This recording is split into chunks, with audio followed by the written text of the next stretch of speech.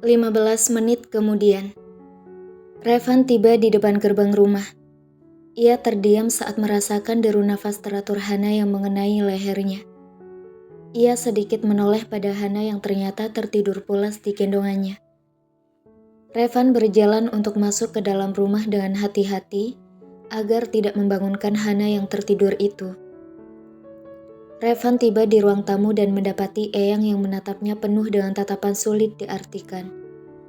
Revan hanya tersenyum canggung melihat Eyang yang menatapnya dengan tatapan aneh menurutnya. Revan segera melangkahkan kakinya pada anak tangga dengan hati-hati. Eyang yang melihat hal itu tersenyum, lalu beranjak dari duduknya untuk ke kamarnya. Revan membuka pintu kamarnya dengan perlahan, lalu masuk dan mendekat ke arah tempat tidur. Revan terdiam, bingung harus melakukan apa agar Hana bisa tidur di atas tempat tidur tanpa dibangunkan. Sekeras apapun Revan berpikir, ia sama sekali tidak bisa menemukan solusi yang tepat. Dengan berat hati, ia harus membangunkan istrinya. "Hana, bangun dulu sayang, pindah ke tempat tidur," ucap Revan pelan. Tapi Hana sama sekali tidak terusik. Revan meletakkan kresek yang berisi buah apel perlahan di atas tempat tidur, lalu menepuk pelan pipi istrinya. "Hana, bangun sayang," ucap Revan dengan menepuk pipi kanan Hana. Hana mengerjapkan matanya perlahan, lalu menguap dan menatap wajah Revan dari samping dengan mata sayunya. "Turun ya, pindah ke tempat tidur," ucap Revan lembut, lalu mendudukkan Hana perlahan di atas tempat tidur. Hana duduk di tepi tempat tidur dengan sesekali menguap, dan segera beringsut untuk menidurkan kepalanya di atas bantal. "Om," panggil Hana lirih, membuat Revan menghentikan langkahnya yang berniat keluar dari kamar untuk menaruh buah apel itu di lemari pendingin.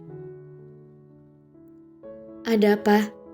tanya Revan lembut dengan menatap Hana yang juga menatapnya dengan posisi tubuh yang miring dan menatap Revan yang sudah berada di depan pintu kamar, siap untuk keluar. "Sini," ucap Hana. Lebih tepatnya perintah dengan menepuk pelan tempat tidur kosong di sampingnya. Revan terdiam melihat hal itu, mencoba mencerna apa yang dimaksud istrinya itu. Revan tersenyum, lalu berjalan perlahan mendekat ke tempat tidur, setelah menaruh kresek yang berisi apel di atas meja di dalam kamar itu. Revan menidurkan tubuhnya di samping Hana. Setelah menarik selimut untuk mereka berdua, Revan memiringkan tubuhnya hingga menatap Hana. Lalu Hana memutar tubuhnya hingga membelakangi Revan. Revan hanya diam melihat hal itu, dan tersentak saat Hana menarik tangan kekarnya untuk melingkar di perutnya. Hana menggerakkan tangan Revan untuk mengusap perut ratanya, dan Revan hanya tersenyum melihat tingkah manja istrinya itu.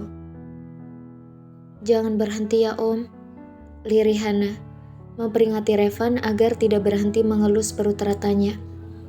Revan hanya tersenyum, lalu mengelus perut Hana dari luar kaos putih istrinya itu.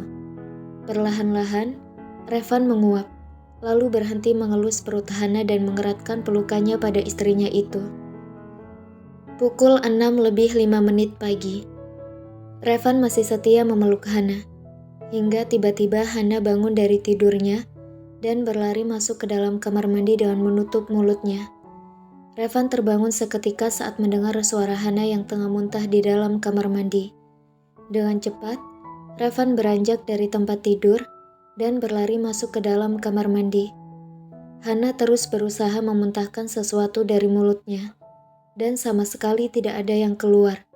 Revan segera mendekat pada Hana, lalu memijit tengkuk istrinya itu. Tiba-tiba Hana menepis tangan Revan, lalu menutup hidungnya dan mengisyaratkan untuk Revan menjauh darinya. "Om jauh-jauh bau," ucap Hana menutup mulut dan hidungnya dengan telapak tangannya. Revan hanya diam, lalu mundur 2 langkah dan menatap Hana yang terlihat pucat. "Om, keluar. Bau tahu, Hana gak tahan," ucap Hana masih dengan menutup mulut dan hidungnya.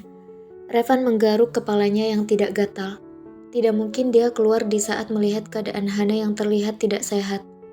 Tapi Hana mengatakan untuk dia keluar, membuat Revan bingung harus melakukan yang mana. Tinggal di dalam kamar mandi, atau keluar dari dalam kamar mandi. Dengan berat hati, Revan memilih untuk keluar dari dalam kamar mandi tanpa menutup pintu. Dan sedetik kemudian, terdengar suara Hana yang kembali muntah, padahal tidak ada apapun yang keluar. 30 menit kemudian, Revan menatap datar pada makanan yang tersedia di piring di hadapannya. Ia mendongak dan menatap sang istri yang duduk sangat jauh darinya. Eyang berusaha menahan tawanya. Bagaimana tidak menahan tawa jika raut wajah Revan yang sedari tadi masam hanya karena Hana yang duduk jauh darinya. Lebih tepatnya duduk di samping Eyang. Tadi malam baik-baik saja, lalu kenapa sekarang malah seperti ini? Batin Revan bertanya-tanya dengan terus menatap Hana yang makan dengan lahap, sedang dirinya sama sekali tidak berselera. Hana, kamu yakin mau kuliah hari ini? Tanya Eyang lembut pada wanita hamil di samping kanannya. Hana menganggukkan kepalanya dengan cepat, lalu kembali fokus pada sarapan paginya. Om, nanti Hana diantar sama supir aja ya. Kalau sama Om nanti Hana muntah-muntah lagi. Ucap Hana dengan menatap Revan yang terlihat terkejut. Kok gitu? Ucap Revan dengan memiringkan kepalanya dan menatap istrinya itu. Is, aku gak bisa sama Om, nanti muntah-muntah loh. Ucap Hana dengan nada sebalnya. Revan menghembuskan nafas kasar, seolah ingin menggaruk kepalanya dengan kasar sekarang juga. Tadi malam mendadak mau nempel. Sekarang seperti tidak ingin dia dekat-dekat. Seolah bau tubuhnya sangat menyengat di hidung istrinya itu. Baiklah, ucap Revan pasrah, lalu dengan malas memakan sarapan paginya. Pukul 12 siang, Hana, Dea dan Bella berada di kantin kampus. Lagi-lagi Dea dan Bella menatap datar pada Hana yang kini tengah makan seperti orang yang tengah lomba. Dea meraih ponsel Hana, tanpa meminta pada pemiliknya yang begitu lahap makan mie ayam milik kedua sahabatnya. Dea kembali menaruh ponsel Hana setelah mengambil nomor yang akan ia hubungi sebentar lagi. Aku beli air mineral dulu ya, ucap Bella lalu beranjak dari duduknya. Tidak lama kemudian, Bella pun kembali dengan 2 botol air mineral di tangannya, lalu segera duduk kembali di tempatnya. 3 menit kemudian, Bella dan Dea saling menatap satu sama lain, lalu berhitung. 1, 2, 3. Ucap mereka dan seketika Hana bangkit dari duduknya dan berlari keluar kantin. Dengan cepat, Bella mengejar Hana, tak lupa membawa 2 botol air mineral yang ia beli tadi. Sedang Dea segera menelpon nomor yang ia ambil dari ponsel Hana. Siapa lagi jika bukan nomor Revan? Revan tengah fokus pada layar laptopnya yang menampilkan segala hal tentang ibu hamil. Semuanya, tanpa terkecuali. Tiba-tiba ponselnya berdering, dan tangan Revan segera terulur untuk mengambil ponsel di sampingnya itu. Halo, jawab Revan saat mengangkat telepon itu, tanpa melihat siapa yang menelponnya. Halo Om. Om Revan kemari deh, Hana muntah-muntah lagi nih. Ucap dia di seberang telepon membuat Revan terkejut dan seketika bangkit dari duduknya. Revan membuka pintu ruangannya untuk keluar. Tapi tanpa ia sangka malah membuat seseorang yang ingin masuk terjatuh hingga mencium lantai.